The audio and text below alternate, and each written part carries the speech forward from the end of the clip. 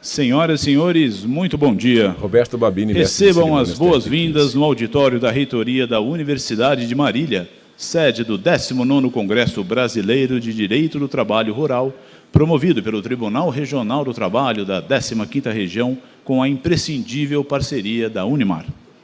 Ontem tivemos uma programação incrível, com intervenções que confirmam a importância deste congresso. E hoje, nosso conteúdo promete nem um pouco a menos. Teremos agora a conferência de abertura das atividades de hoje.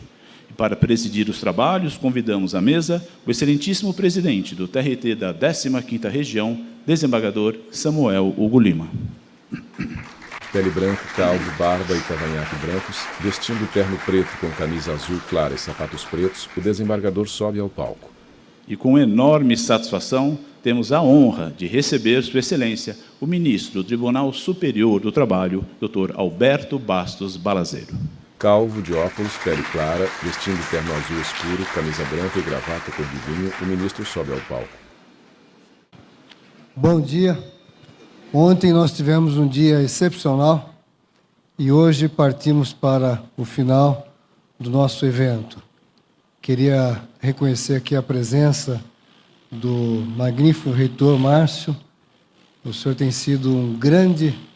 o senhor recebe muito bem nesse local maravilhoso e, apesar de nos conhecermos há tão pouco tempo, já considero como um grande amigo e é bom tê-lo aqui.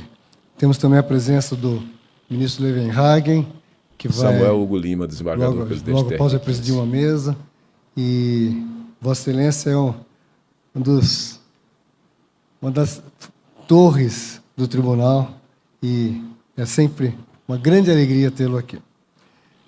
Quando eu fui fazer o convite para o ministro Balazeiro para proferir a conferência de hoje, ele falou: eu tenho que estar à tarde em Salvador. Eu pensei comigo, bom, perdi o convite. Mas ele falou assim, dá tempo. Eu pensava comigo, não vai dar tempo. E ele animado, vai dar tempo. E ainda bem que Sua Excelência é animado, que ele chegou, inclusive, antes da hora aqui, e vai ser uma grande alegria tê-lo aqui, proferindo a nossa conferência. O currículo de Sua Excelência é extenso, mas como nós viemos aqui para ouvir Sua Excelência e não seu longo currículo, eu saliento que o Dr. Alberto Bastos Balazeiro é doutorando em Direito Constitucional, advogou de 2001 a 2008. Em 2008 assumiu o cargo no Ministério Público do Trabalho. Lá exerceu diversos cargos até chegar a Procurador-Geral do Trabalho no biênio 2019 e 2021. Em 2021, tomou posse como ministro do Tribunal Superior do Trabalho. Integra o órgão especial, a CC1 especializada, e também integra o Comitê Gestor Nacional do Programa do Trabalho Seguro.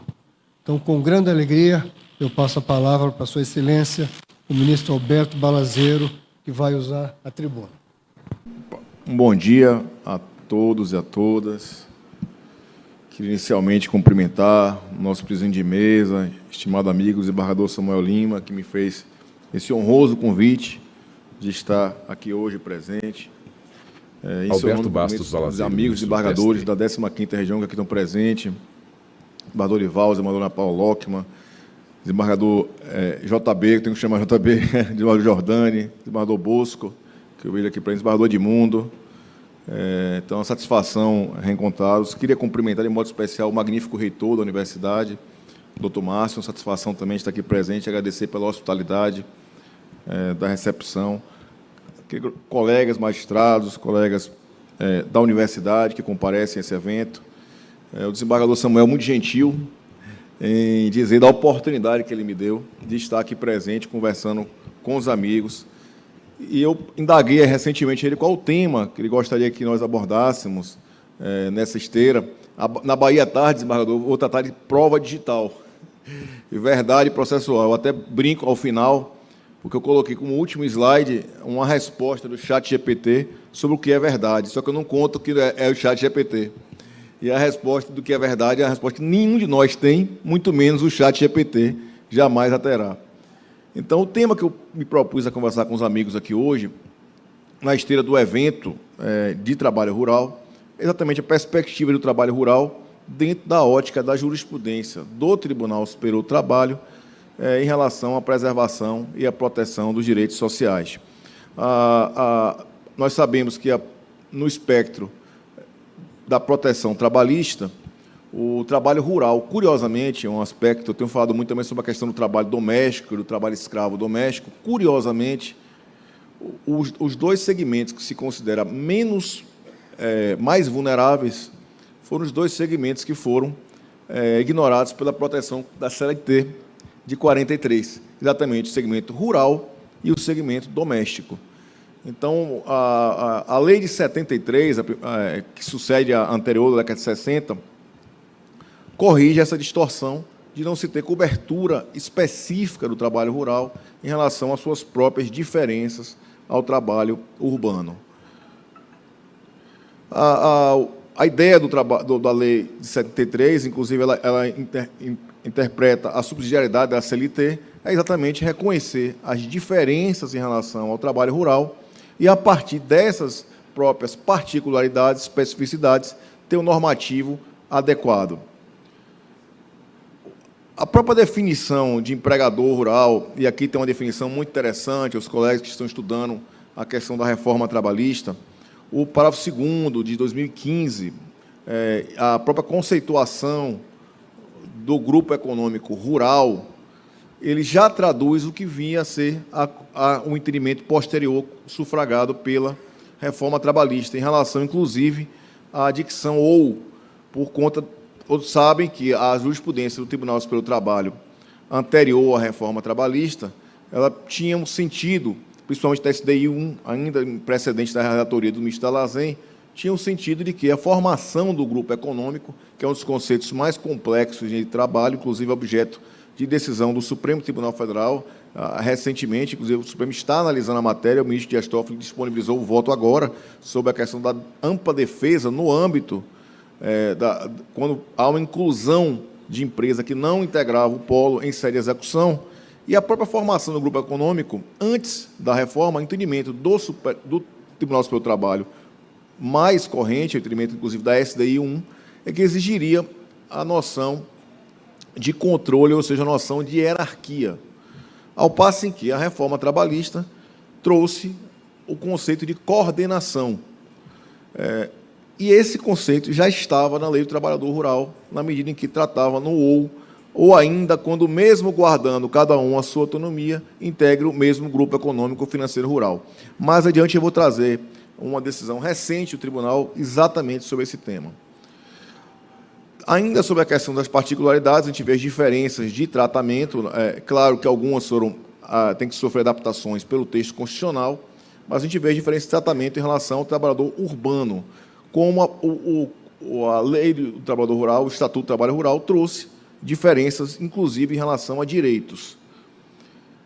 A particularidade também da lei, o trabalho por pequeno prazo de 2008, muito pouco utilizado, praticamente eu não conheço na casuística, não sei se os colegas se recordam de algum caso envolvendo esse trabalho por pequeno prazo, não me recordo, acho que foi uma alteração que ficou mais para um campo acadêmico, né, do que propriamente na prática, ao passo em que o contrato por safra, esse sim, de grande aplicação e corrente aplicação no seio rural. Dentro desse contexto de tratar de diferenças do trabalho rural ou de adaptações do trabalho rural do direito à realidade diferenciada do trabalho rural, surgem, evidentemente, os debates, os dilemas, que não são poucos. A própria questão que eu aludi do grupo econômico, que parece que pacificada, por exemplo, na lei de 73, até hoje encontra jurisprudência diferenciada no próprio seio do Tribunal Superior do Trabalho. Eu recebo diversos processos numa sessão de algumas empresas que passaram por processo recente de recuperação ou de falência, e a questão da sucessão em relação à coordenação e subordinação, por exemplo, vem toda a pauta reiteradamente. Mas tratando do trabalho rural e dos dilemas do trabalho rural, que podemos aludir à própria noção de reafirmação de direitos sociais, o primeiro grande dilema do trabalho rural no Brasil é exatamente a caracterização do trabalho escravo. De fato, é algo que anteontem eu participava de um debate na UNB à noite, com dados sobre trabalho escravo, e o ministro Augusto César esteve no dia anterior, e eu estive no dia seguinte. A professora Ela Vieco, da Subprocuradora da República, também trouxe dados sobre a matéria. O fato é que, se havia um cenário até os anos 90 de negação pelo Estado brasileiro da sujeição a condições análogas à escravidão, a partir, inclusive, de decisão internacional, o Brasil começa a reconhecer o trabalho escravo a partir de condenação internacional. O presidente Samuel aludiu aqui à minha passagem como Procurador-Geral do Trabalho, e nessa condição eu atuei em processos na Corte Interamericana, em alguns processos relacionados ao trabalho escravo, inclusive o caso Brasil Verde, um caso que a doutora Raquel Dodge atuou diretamente, e muitos colegas da magistratura trabalhista do Ministério Público atuaram, também foram ouvidos em diversas condições. Foi um caso que também trouxe uma grande repercussão, até porque o Brasil tinha uma postura anterior de negação. O fato é que o trabalho escravo ele não é e isso precisa ser dito, ele não é uma particularidade do trabalho rural. O trabalho rural é uma das facetas do trabalho escravo. Inclusive, atualmente, o foco de atuação tem sido muito mais, e isso é uma coisa interessante, por isso que eu aludi ao evento da UNB, desembargador Lorival, é a questão central do olhar. O trabalho, por exemplo, doméstico, sempre teve sujeição à escravidão, mas não havia um olhar para o trabalho doméstico. Essa que é a realidade. Havia uma espécie de pacto social de não adentrar o debate do trabalho escravo na área doméstica. Da mesma forma, o trabalho rural. Uma última operação que eu fui, ainda na condição de procurador do trabalho, de combate ao trabalho escravo, foi em área urbana, inclusive no subúrbio do município de Salvador.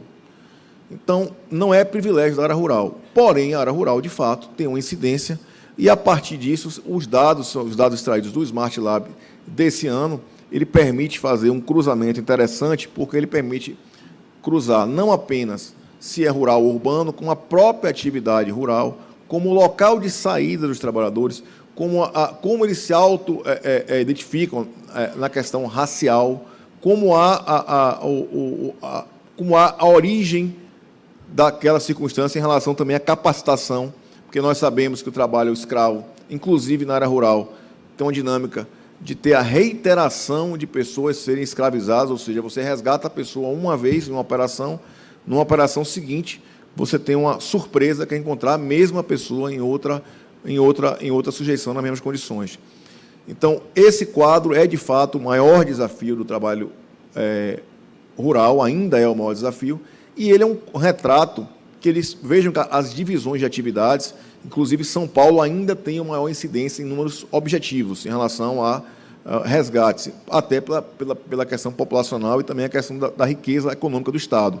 Mas estados menores têm resgates de maior número em relação a operações separadas, como a própria Bahia, minha origem, que tem um resgate de quase 2.000 pessoas na área rural, na produção de soja. As atividades que são citadas aqui são bovinos, cana-de-açúcar, produção florestal, que é mais recente, inclusive a questão produção florestal para também o papel, cultivo de café, fabricação de álcool, aí você já começa a ter questões próximas à área urbana também, como construção de edifícios. As condições de trabalho na América Latina, também em relação à própria questão do trabalho rural, tem muita oscilação. Esse relatório é um relatório da OIT. Eu estive esse ano na conferência da OIT como observador internacional por designação do presidente do TST, ministro Lélio, e se há uma percepção que eu pude extrair é de que, efetivamente, existem muitas diferenças no mundo e existem muitos Brasis dentro do Brasil. Então, esse retrato que tem aqui é um retrato, evidentemente, da América Latina, o recorte é muito mais mediano, mas ele traduz uma ideia de que tem pouca assistência médica, pouca assistência de previdenciária, ou seja, vejam os índices de filiação à Previdência são baixíssimos, 26%. Muita desocupação também, esse fator que eu trouxe aqui, da repetição de resgate em trabalho escravo, é um fator decorrente da falta de capacitação, por um lado, e da falta de qualificação no trabalho e no emprego. Existe uma atividade chamada catação de raízes, que na região sudeste é menos comum, porque o solo já tem um tratamento, na região nordeste e norte é mais comum, que é tirar com a mão a raiz da terra para evitar alisar o solo, né? E essa atividade era a atividade outrora, quando você adentra a produção rural, a atividade de maior reiteração, porque baixíssima qualificação exigível da atividade e você tem uma sujeição maior às condições que são impostas. Esse relatório é interessante exatamente pela comparação. Claro que, como eu disse, a própria experiência da OIT permite que... Eu me lembro que um dos debates interessantes desse ano foi a aplicação da lei de aprendizagem, do Instituto da Aprendizagem no Mundo. E eu ansiava participar com o ministro Evandro, que coordena o trabalho infantil hoje no Tribunal Superior do Trabalho, do programa do Conselho Superior do Trabalho, o ministro Levenhagen, o CSJT, você presidiu, e nos surpreendeu que a normatização, a convenção que foi apresentada sobre a aprendizagem, meu amigo JB, ela é inferior ao patamar normativo que nós temos no Brasil. Por quê? Porque a ideia de uma convenção da OIT é que haja o máximo de adesões. Como você precisa de um máximo de adesões, você tem um patamar mínimo para que haja maior número de países aderirem. Com isso, a gente observa que a nossa legislação é mais avançada do que a própria proposta da OIT. Percebe-se com isso que existe um panorama muito diferente no mundo inteiro em relação à aplicação de normas trabalhistas. A informalidade no meio rural ela é muito alta, isso é inegável também, que é muito alta. Vejam a questão de posição de ocupação em relação à carteira assinada, que é um dos maiores dilemas. Aqui, esse dado, eu me preocupei com esse dado, porque ele é de 2013. Nós tivemos um vácuo, até provocado pela pandemia, de pesquisas relacionadas o próprio censo sofreu muito com esse dado. E é um PNAD de 2013. Mas o recorte que ele permite é muito interessante, porque confirma tanto a questão da informalidade, tanto a questão da falta de condições mínimas. Por exemplo, vejam a questão de produção para o próprio consumo, que seria o incentivo que o país dá à agricultura familiar, que é um norte de desenvolvimento também no mundo afora. Se estimula a produção em larga escala de alimentos e se estimula também a produção, muitas vezes até cooperativada, do trabalho realizado por meio da própria subsistência. As opções políticas que a OIT sugere em relação ao avanço do trabalho rural, para o desenvolvimento do trabalho rural, rumo ao chamado trabalho decente, um conceito melhor brasileiro seria o conceito de trabalho digno, né? E ela propõe uma série de medidas em relatório voltado para exatamente o desenvolvimento rural, rumo ao trabalho decente.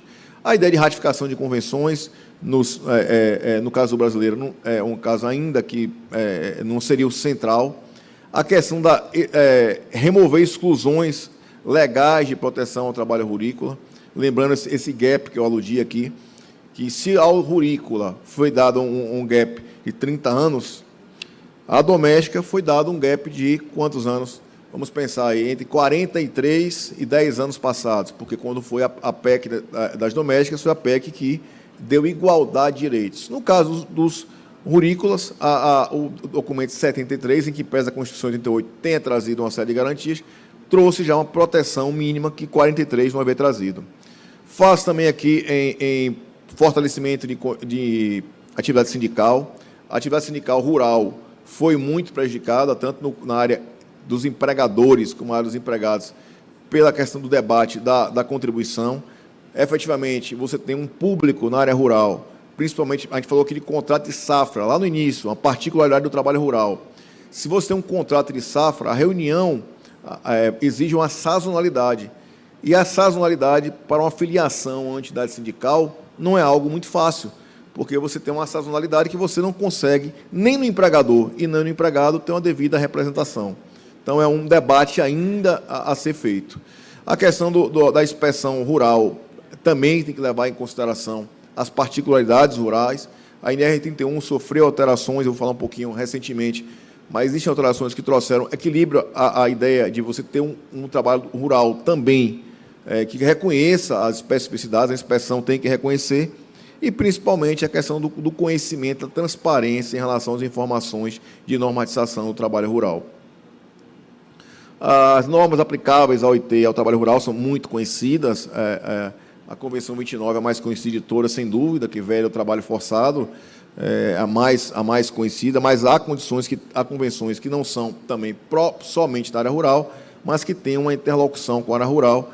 Por exemplo, recentemente, a questão da igualdade de remuneração, que é de 51, recentemente eu participei no Ministério do Trabalho da instalação da comissão que regulamentará a lei que trata da igualdade de remuneração entre homens e mulheres, no sentido de finalmente se ter algum tipo de equilíbrio nesse tema. Também a questão das piores formas de trabalho infantil, embora não seja exclusividade da área rural, tem interlocução com a área rural. A questão da inspeção da política de emprego, mais recentemente, a questão dos povos indígenas e tribais, que também tem uma interlocução com o tema do trabalho infantil, e a própria organização dos trabalhadores rurais. A NR31, de fato, na área rural, do trabalho rural, é o maior debate, sempre foi. É uma norma muito interessante, há críticas a ela, principalmente em relação à especificidade demais, ou seja, exigências que teriam dificuldade prática de fiscalização, mas o certo é que essa NR31 ela trouxe ao trabalho rural uma uniformidade. Recentemente, em volta, até fiz um elogio à NR pelo fato dela conseguir trazer as especificidades para o panorama de proteção de direitos sociais. Foram feitas alterações recentes no conteúdo da NR31, lembrando que ela aplica a agricultura, pecuária, silvicultura, exploração florestal, cultura, em todos os sentidos, muito mais vocacionados às especificidades do trabalho rural.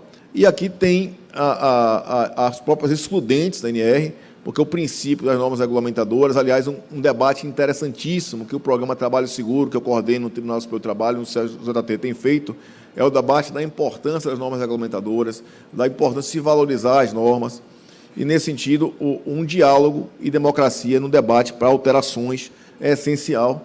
Aqui, as exceções que são feitas são exceções de especificidade, ou seja, o trabalho rural analisa todas as circunstâncias, e a ANRs, evidentemente, que analisa circunstâncias muito mais particulares, que também são correlatas ao trabalho rural. A ideia da aplicação dela, aqui a própria norma explicita quando ela deve ser aplicada.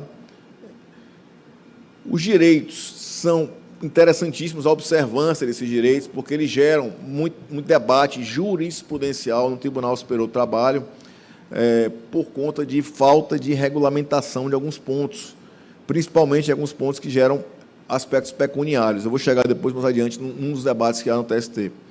A questão da representação em matéria de saúde e segurança fundamental, a questão de interromper a atividade quando começar a situação de trabalho de risco, aqui repete também a dicção de norma urbana, em relação também à possibilidade de interdição. Então, é uma norma que traz um contexto protetivo mais amplo. Em 2022, uma das alterações mais importantes, eu queria citar, porque é algo interessantíssimo, é a previsão de também se considerar risco à saúde e segurança o assédio sexual e todas as formas de violência no campo. Então, uma grande especificidade essa questão do assédio sexual, um avanço, a norma tratar desse ponto, reconhecer que o trabalho rural não é imune a práticas que são correntes também no trabalho urbano. É uma alteração importantíssima do ano 2022, e, nesse sentido, tem exigido, inclusive, quando se fala em inclusão do risco, tem todas as consequências em relação à prevenção. Quando você reconhece que o assédio sexual é uma forma de risco, você determina também que o empregador tem uma série de medidas para o combate dentro do seu contexto de normatização. Passando às controvérsias do tema apreciadas pelo Tribunal Superior do Trabalho, existem controvérsias que vêm e vão. Eu estou aqui com o ministro Levanhaga, que não pode me deixar mentir, controvérsias que parecem sanadas e de algum tempo retornam, como, por exemplo, eu vou aludir aqui a própria emenda que alterou o prazo prescricional em relação ao trabalho rural. Os temas que eu aludo aqui como temas que geram debates na jurisprudência do Tribunal Superior do Trabalho, o intervalo para a recuperação, eu falei ali que se fala em especificidade, mas algumas normas não têm a regulamentação. Só que, por exemplo, esse tema do intervalo para a recuperação tem efeito pecuniário. Então, como normatizar isso? A questão da insalubridade por exposição ao calor também ainda não foi apreciada, a exclusão do fator externo, como calor, não só o fator gerado pela máquina. E a estabilidade do membro suplente da CIPA em área rural. Trago inicialmente uma decisão do ministro Maurício Godinho Delgado aqui, presidente da minha turma, a terceira turma do Tribunal Superior do Trabalho, em que ele aplica, por analogia, o artigo 72 para conferir o intervalo da datilógrafa ao trabalho rural. Nós temos aqui diante de um problema grave, porque a norma ela determina, por exemplo, não sei se os colegas tiveram atenção um pouquinho mais atrás, ela trata de, na hora que ela fala de trabalho rural, ela fala, inclusive, em relação ao fato do trabalhador permanecer de pé. O trabalho rural ele tem uma dinâmica que é muito maior, inclusive na colheita, na atividade, o trabalhador permanece de pé. E essa questão do intervalo, a norma não tratou. Então, por analogia, se entendeu aplicável, tem se entendido aplicável exatamente a previsão do artigo 72, mas é um tema que ainda demanda apreciação pela Corte com mais vagar. A ideia aqui é que você tenha uma implementação considerando norma de saúde e segurança.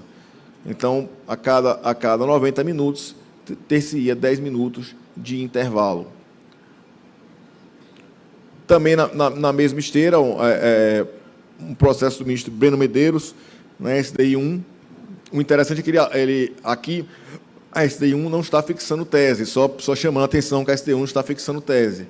Ela está dizendo apenas que o precedente, que era para o cotejo, era da quinta turma e foi cassado pela SDI 1. Mas não há aqui a fixação da tese, mas já é a decisão, há duas decisões, a primeira por uma questão processual, a segunda também por uma questão processual. A questão da exposição ao calor é outro tema interessante, porque a OJ 173 do TST prevê no item 2 a questão da exposição ao calor em ambiente externo por carga solar. É uma coisa muito razoável, a gente tem que lembrar, mais uma vez, lembrar a questão do olhar. Por que não olhamos para o trabalho do gari, o trabalho do lixeiro?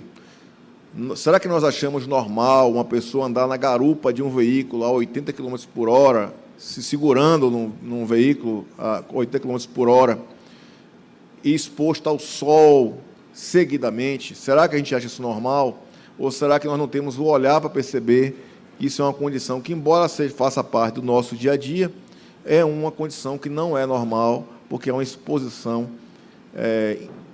terrível do trabalho a condições degradantes. Da mesma forma, o TST uniformizou a questão da exposição ao calor, ao sol. Eu falei do gari, porque eu cansei de assinar termo de ajuste de conduta, TACs, enquanto procurador do trabalho, porque fui exigindo a entrega de protetores solares para evitar exatamente a exposição ao sol. E aqui é interessante porque, em que pese haja essa jurisprudência pacificada do TST sobre o tema, inclusive corroborada por decisão, aqui sim, da SDI 1, existe a questão da alteração da NR 15, que retirou a exposição ao calor solar. Então, nós temos aqui uma questão normativa que ainda vai demandar enfrentamento pelo Tribunal Superior do Trabalho. Existia uma norma que previa, existia uma jurisprudência pacificada, inclusive, dentro de uma norma, e essa norma foi alterar. Essa decisão do ministro Breno Medeiros, relatada por ele, é já posterior, mas não se enfrenta o debate da alteração da norma da NR15. A questão da CIPA, dos suplentes da CIPA, o tema controvertido, aqui sim houve uma omissão da lei, a meu sentir, uma omissão, um equívoco mesmo, aquela frase de Bismarck: nunca pergunte como são feitas as leis das salsichas. Quando eu era diretor de assuntos legislativos da Associação dos Procuradores, eu me lembro que, uma certa feita, um relator de um tema perguntou a nossa opinião, desembargador Samuel, sobre uma matéria penal. Chega meio calafrio, né? Porque eu me lembrava de penal na faculdade, né? Não tinha uma lembrança tão grande de penal na atuação como procurador e como magistrado posteriormente. E, da mesma forma, aqui me parece uma omissão da lei que precisa ser sanada, aqui sim, muito mais facilmente, porque não parece lógico, inclusive à luz da leitura do texto constitucional, que não haveria aplicação para o suplente. Não me parece. Eu trago a jurisprudência da terceira turma do ministro Zé Roberto, que a gente já conversávamos antes, do ministro Feira Pimenta, entendendo, evidentemente, que você tem que interpretar dentro de um sistema normativo, e o sistema normativo prevê para a área urbana, não faria sentido algum excluir da área rural. Também, como polêmico, a questão da responsabilidade civil. Eu, quando preparava essa apresentação para conversar com os colegas, me recordei dessa questão do manejo de animais, porque eu enfrentei um processo na minha turma, na semana retrasada, desse tema. E eu tive que estudar o tema, porque é algo interessante. Há riscos, a gente tem que racionar nesse sentido. Há atividades em que o risco ele é maior. Mas, no momento do acidente, o que você avalia, também como julgador, é se aquele risco era daquela atividade. Eu não posso examinar um risco que é maior de alguém saindo da sua atividade. Um caso clássico: alguém que não tem nenhum trabalho numa empresa, no setor comercial, e, ao voltar para casa, tem um acidente de trânsito. Ele é um acidente de trajeto, mas a responsabilidade é objetiva, mesmo que a atividade dele ali no comércio, por exemplo, seja, vamos supor, eletricista. A relação do acidente com a atividade não é nenhuma. O problema aqui é o manejo de animais, porque o manejo de animais na atividade rural ele é um risco maior da atividade rural. E é esse debate da natureza objetiva da responsabilidade. A questão das más instalações eu vou tratar também, mas é uma questão muito mais próxima à degradância. Em relação ao manejo de animais, eu trago essa decisão da terceira turma, também, aliás, perdão, da STI 1, o TST uniformizou o entendimento, mas ainda é objeto de debate a questão do manejo de animais. Quando eu falo manejo de animais, os colegas entenderem que nem sempre é o animal do empregador, só para os colegas não terem a ideia. É um manejo do animal dentro de uma atividade rural. Nem sempre pertence ao empregador o animal. E o caso que eu analisei tinha um manejo, tinha um ataque de animal, me recordei agora. Havia um ataque de animal ao trabalhador. E a questão a ser analisada é se faz parte da atividade dele a exposição àquele risco diferenciado. No caso do rural, faz parte, era uma atividade de pecuária aqui, e por essa razão houve a condenação e o reconhecimento da responsabilidade de natureza objetiva, até porque o animal, nesse caso, não era nem do empregador, me parece. A questão da responsabilidade civil por decorrente de mais instalações, de desrespeito à NR31, na seara coletiva, há muitas ações civis públicas tratando do tema, inclusive muitas ações decorrentes de operações do Grupo Móvel de Combate ao Trabalho Escravo, que tratam disso na esfera coletiva. Você tem uma atuação em relação ao dano moral coletivo, dano moral à sociedade. O debate que eu trago é um pouco diferente, porque são casos individuais de acionamento por más condições de trabalho na área rural. Quer dizer, não é uma atuação do Ministério Público nem da entidade sindical, uma atuação em casos individuais. Aqui, sim, nós temos decisões mais recentes.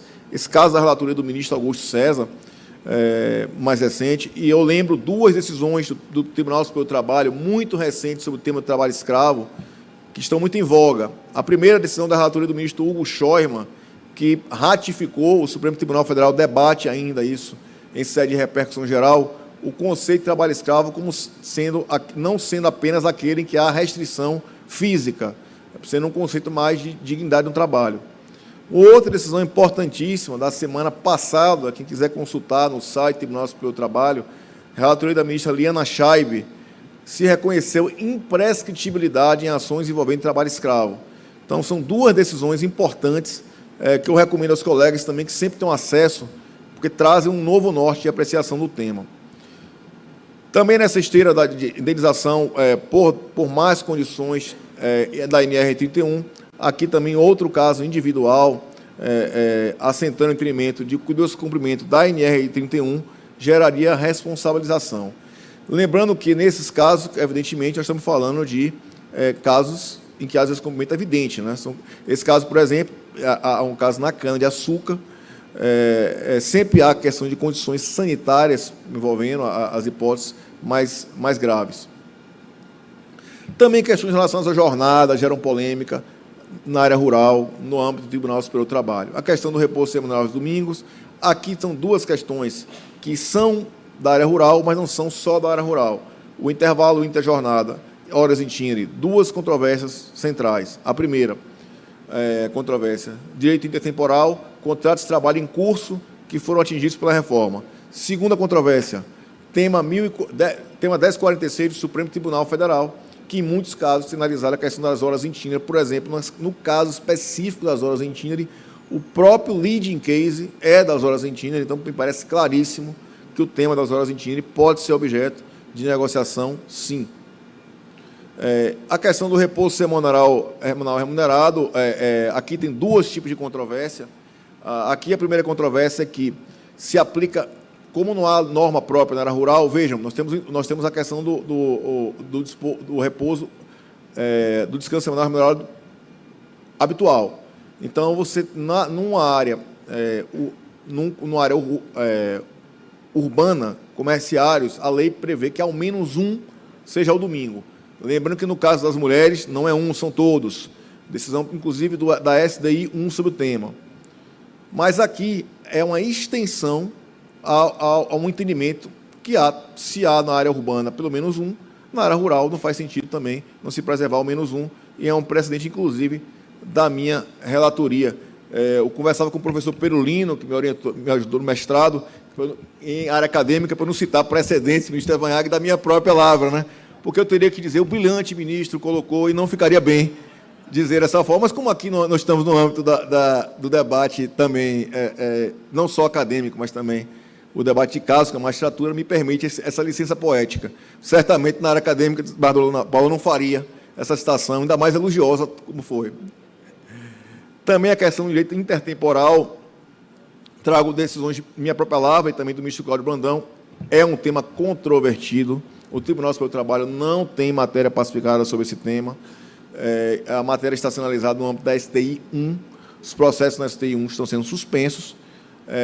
Eu, particularmente, tenho adotado o entendimento de que o ingresso da norma no mundo jurídico não prejudica os contratos em curso.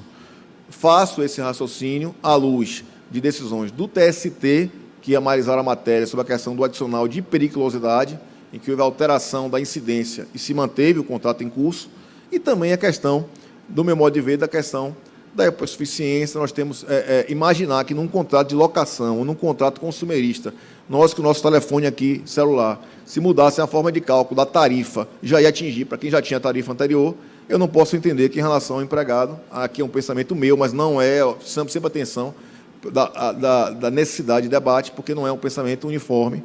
Eu entendo que, ao contrato em curso, não pode ser aplicada a norma menos favorável, tanto em relação a horas itinerárias, tanto em relação ao tema seguinte.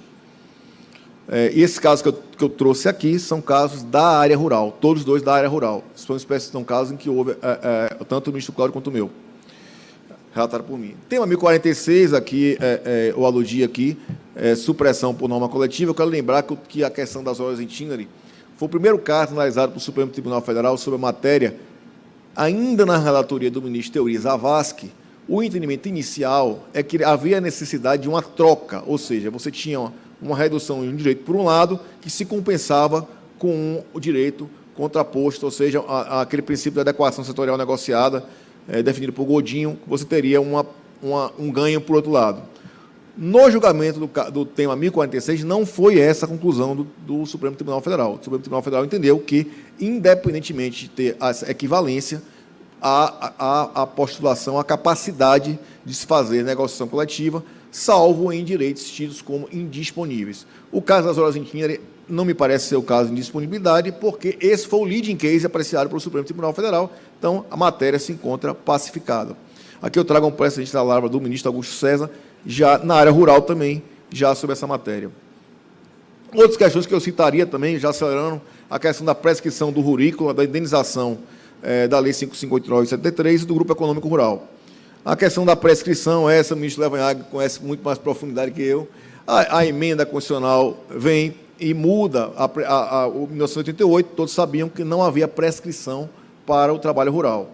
A emenda constitucional vem e traz essa inovação da aplicação idêntica ao rural e ao urbano, e aqui o próprio TST, no OJ 417, tentou normatizar o tema, mas ainda hoje ele gera controvérsia, porque, de fato, o que mais gera controvérsia, inclusive, é a questão dos contratos em curso.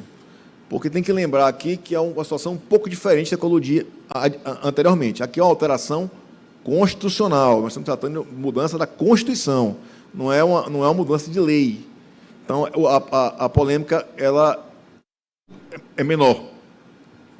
Trago uma decisão da STI 1, do ministro Alexandre Ramos, recente, 2020, tratando desse tema, preservando a inteligência da OJ. Passo também aqui a questão do artigo 14. Para além do fundo de garantia, a lei do rurícola trazia também uma indenização para o safrista. E o debate que havia, e ainda há, se pode se acumular com a própria indenização pela realização abrupta do fundo de garantia. Então, seria um bis in idem. E o entendimento da jurisprudência tem sido de que é possível, e que, na verdade, é cumulável por serem normativos diferenciados. Então, aqui eu trago uma decisão da SDI 1, do ministro Felipe Pimenta, de 2019, e já não encontro mais decisões em sentido inverso a partir desse período, porque a jurisprudência pacificou. Mas ainda cá ou acolá há um debate, porque os contratos em curso agora estão chegando, a emenda do ano 2000, tem 23 anos, e os contratos rurais, principalmente onde a moradia do trabalhador na área rural, são muito mais longos do que isso.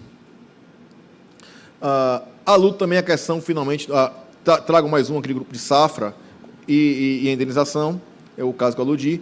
A questão do grupo econômico, como eu havia dito anteriormente, aqui é uma decisão do ministro Maurício Godinho, exatamente trazendo a questão do trabalho rural como um parâmetro que foi utilizado, evidentemente, na Lei 13.467, que é a lei da reforma trabalhista. Então, o trabalhador rural teve uma proteção anterior.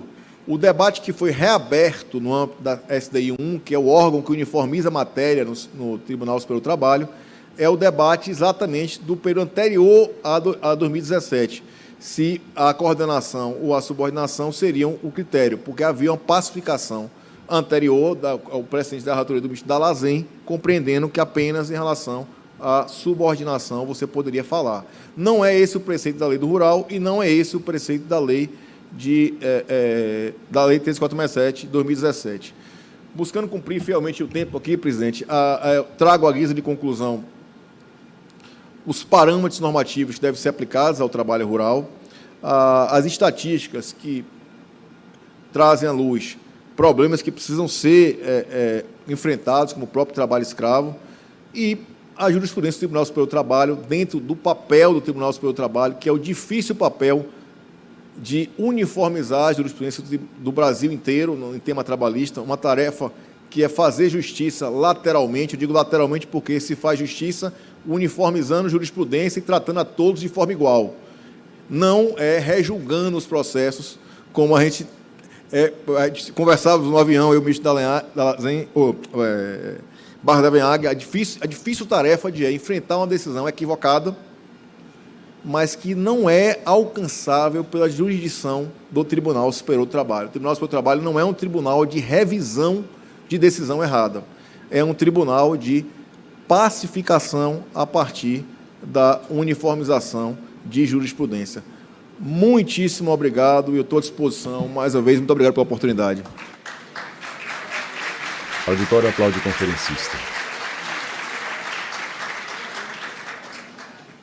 agradecemos a Samuel conferência Lima, do brilhante, desembargador-presidente aqui para TRT-15. nós podemos dizer aqui, o brilhante ministro Balazeiro, que, partindo de dados estatísticos da OIT, tratou de temas interessantes, inclusive como da representação sindical na área rural. E o mais importante, como se estivesse fazendo um fecho de todas as palestras, dando a visão do Colendo Tribunal Superior do Trabalho acerca desses temas tão importantes. E na 15ª é um tema importante, porque, afinal de contas, somos um tribunal caipira, um tribunal de interior. E o tema aqui de trabalho rural é de suma importância. Então, queria agradecer imensamente a presença de Vossa Excelência, agradecer do fundo do coração o contorcionismo que o senhor fez para conseguir chegar aqui hoje e depois, em seguida, aí para Salvador, o que demonstra esse lado humano do ministro Balazeiro. Essas palestras não são pagas. E fazer esse sacrifício para vir aqui demonstra que Sua Excelência sabe da importância dele, como ministro do TST, para divulgar o conhecimento. E isso só merece elogios. Muito obrigado.